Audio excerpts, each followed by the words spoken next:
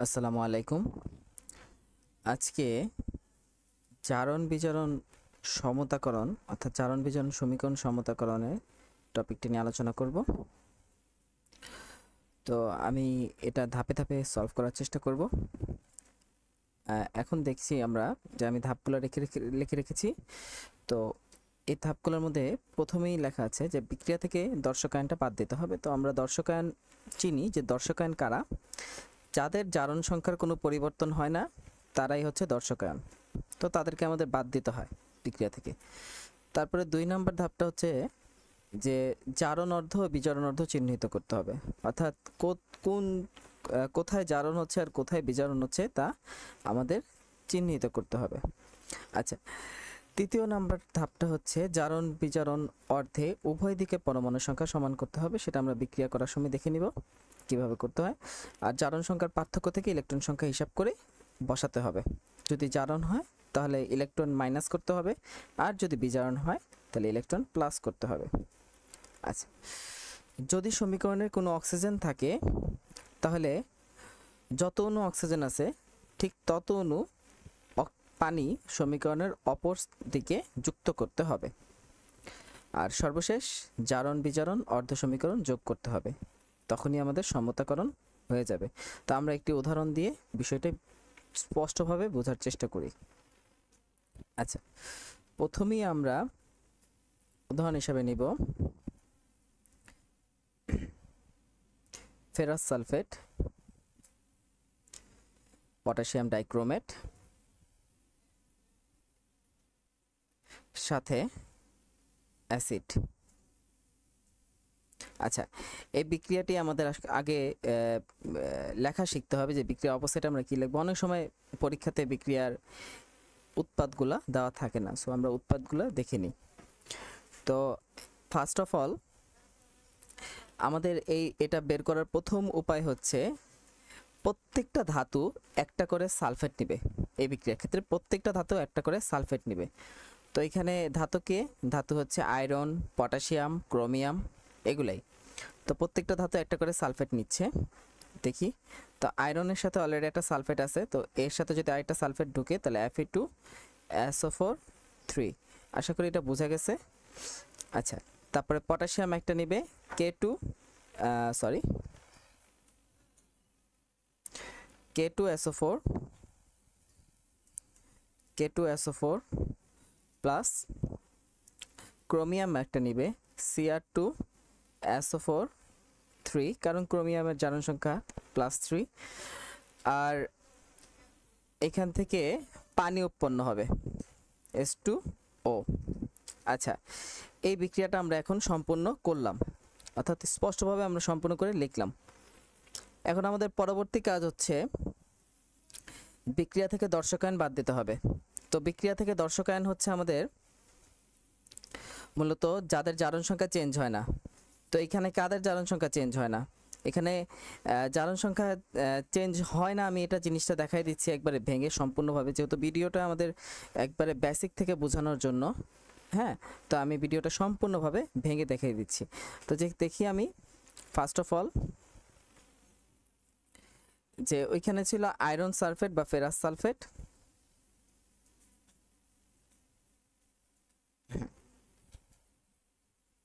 আচ্ছা, এই ferrous sulphate থেকে প্রথমে এটা ফেরাস সালফেটকে আলাদা করব আমি। Fe2 প্লাস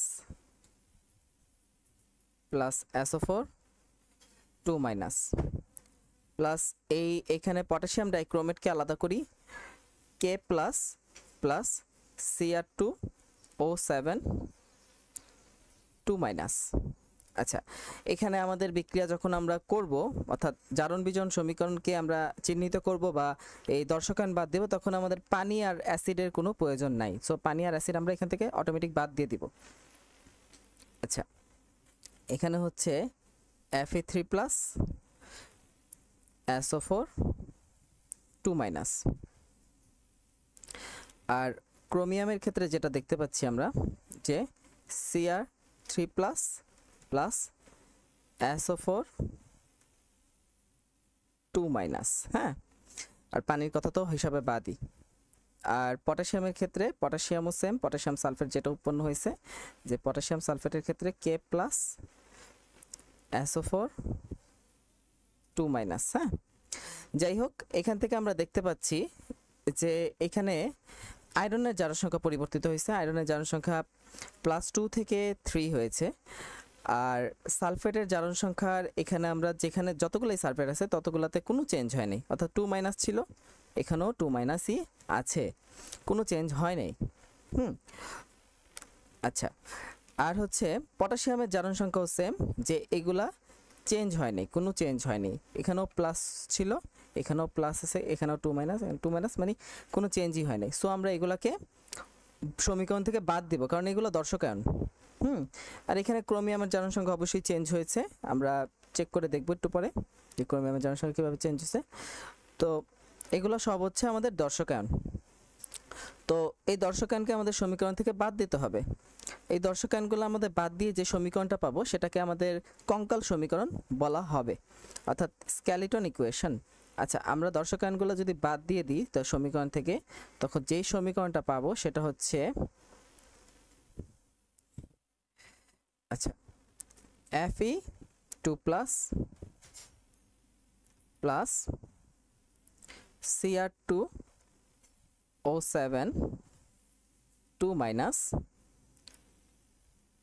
তারপরে Fe3 প্লাস Cr3 প্লাস। যাই হোক, এই আমাদের সমীকরণটা হচ্ছে কঙ্কাল সমীকরণ। এখন আমাদের জারণ বিজারণ অর্ধ সমীকরণটা বের করতে হবে। তো আমরা জানি যে জারণ সংখ্যা যদি বৃদ্ধি পায় তাহলে ঘটে জারণ, আর জারণ সংখ্যা যদি হ্রাস পায় তাহলে ঘটে বিজারণ। আমরা এখানে স্পষ্টত দেখতে পাচ্ছি যে আয়রনের জারণ সংখ্যা বৃদ্ধি পেয়েছে, আয়রনের জারণ সংখ্যা বৃদ্ধি পেয়েছে, তার মানে এটা হচ্ছে, এটাকে বলা হবে আমাদের জারণ অর্ধ। কি বলা হবে? জারণ অর্ধ। আচ্ছা, এখানে আমরা ক্রোমিয়ামের জারণ সংখ্যাটা একটু হিসাব করি সাইডে, যে ক্রোমিয়ামের জারণ সংখ্যাটা কত। আমরা ধরি যে ক্রোমিয়ামের জারণ সংখ্যা x, তো এখানে ধরবো যে 2x প্লাস, আমরা অক্সিজেনের জারণ সংখ্যা জানি হচ্ছে -2 করে, 7 অণু অক্সিজেন আছে, আর টোটালটার জারণ সংখ্যা -2।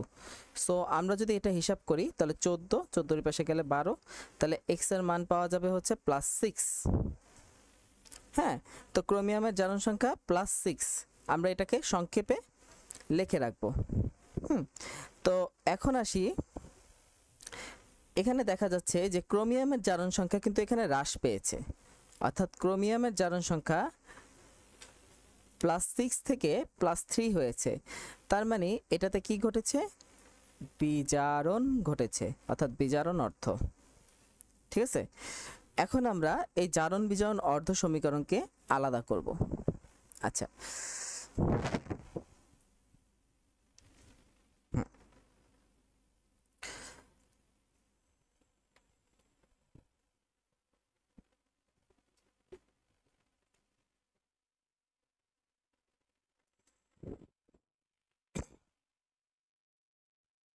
আমরা এখন জারণ বিজারণ অর্ধ সমীকরণকে আলাদা করি।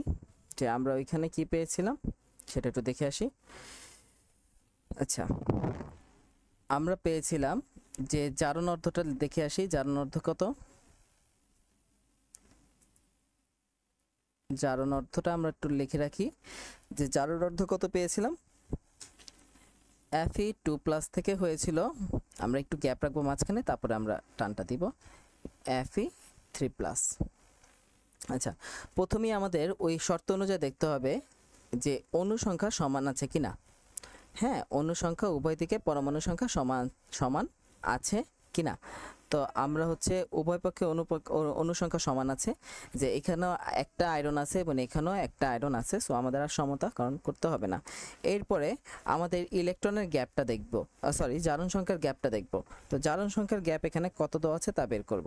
তো জারণ সংখ্যার গ্যাপ এখানে স্পষ্ট দেখা যাচ্ছে 1, তার মানে জারণ সংখ্যা বৃদ্ধি পেয়েছে, অর্থাৎ জারণ ঘটেছে। তার মানে এই Fe2+ একটি ইলেকট্রন ত্যাগ করেছে। ওকে, তাহলে আমাদের এখানে জিনিসটা হয়ে গেল। এখন আমরা আসি বিজারণ অর্ধে। আচ্ছা, তো বিজারণ অর্ধ যখন আমরা করছি তখন আমাদের এখান থেকে দেখতে হবে যে বিজারণ অর্ধটা কি ছিল, Cr2O7 2-। আচ্ছা, এটা থেকে হয়েছিল আমাদের Cr3+। একটু আগে আমরা দেখে আসলাম যে ক্রোমিয়ামের জারণ সংখ্যা আমরা এখানে +6 বের করেছিলাম। তো মনে মনে আমরা এখানে +6টা লিখে রাখি। তো +6 বের করেছিলাম। প্রথমেই দেখি আমাদের অনুসংখ্যা সমান আছে কিনা। অবশ্যই অনুসংখ্যা সমান নাই। তো এখানে 2টা ক্রোমিয়াম আছে, এখানে একটা ক্রোমিয়াম, তার মানে আমি এখানে প্রথমেই 2 দিয়ে নিব। আচ্ছা, তারপরে আমাদের জারণ সংখ্যা হিসাব করতে হবে, যে জারণ সংখ্যার পার্থক্য দেখা যাচ্ছে 6, তার মানে 3। তার মানে একটা ক্রোমিয়াম 3টে ইলেকট্রন ত্যাগ করে। তো 2টা ক্রোমিয়াম যেহেতু আছে, তার মানে 2টা ক্রোমিয়াম 6টা ইলেকট্রন গ্রহণ করবে আর কি, যেহেতু বিচারণ হয়েছে তাই ইলেকট্রন গ্রহণ হবে। তো 2টা ক্রোমিয়াম 6টা ইলেকট্রন গ্রহণ করছে। আচ্ছা, ওই পাশে আমরা আরেকটা জিনিস লিখছিলাম যে কোথাও যদি অক্সিজেন থাকে তাহলে সমীকরণের অপর সাইডে তত অণু অক্সিজেন দিতে পানি দিতে হবে।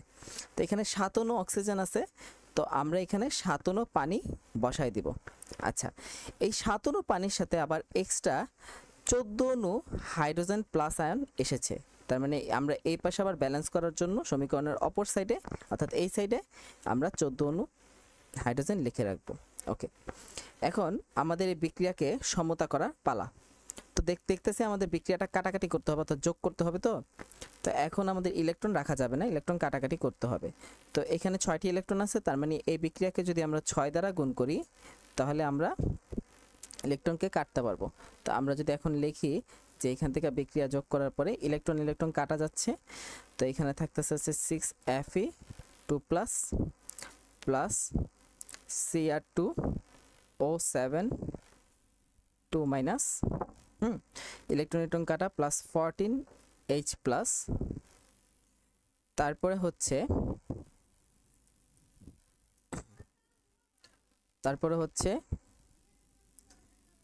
2Cr3+ plus H7H2O।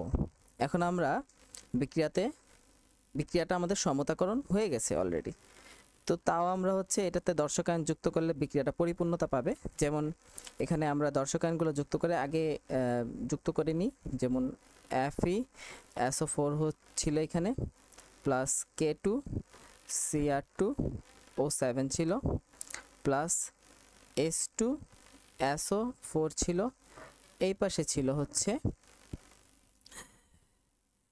Fe2SO4 3 plus Cr2SO4 3 plus K2SO4 plus H2O। আমি কিন্তু প্রত্যেকটা আগে একটু গ্যাপ রেখেছি, কারণ এখানে আমি সংখ্যাগুলো বসাবো।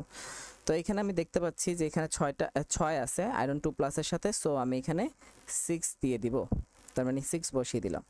তারপরে এখানে ক্রোমেট আয়নের আগে কোনো কিছু নাই, অর্থাৎ একই আছে, সো এটাকে আমি দর্শকায়নের সাথে একই বসালাম। আচ্ছা, আমি এই সালফিউরিক অ্যাসিডের হিসাবটা পরে আসতেছি। এই পাশে আসি। এই পাশে যদি আমি